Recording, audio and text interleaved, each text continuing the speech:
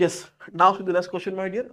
Question is like during sulfur estimation, 160 milligram of an organic compound gives 466 milligram of barium sulfate. The percentage of the percentage of sulfur in the given compound is. Similar question basically asked in 22 Zen in first shift. Same question is repeating here. Okay. Now in sulfur estimation, what is given to you? 160 milligram of an organic compound. One is organic compound, it is basically 160 milligram gives what my dear 466 milligram of barium sulfate. BaSO4 आपको मिलता है 466 milligram.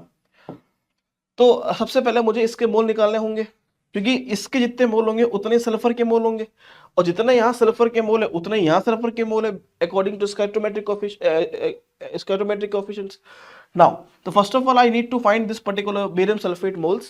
So in 466 milligram, I can say in 466 milligram, what will be the number of moles here? What will be the molar mass of barium sulfate? So it's given to you.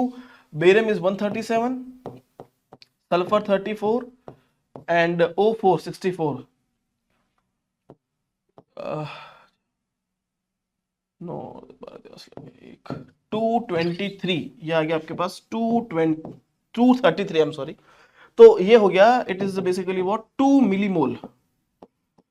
It is what 2 millimole. So in barium sulfate it has 2 millimole. जितना barium sulfate के मोल होंगे उतने ही sulphur के मोल होंगे, because इसका atomicity कितना है 1 है। अच्छा ठीक है, तो सल्फर के मोल हो गए आपके पास 2 मिलीमोल, तो यहाँ पे भी सल्फर कितने मोल होंगे 2 मिलीमोल होंगे।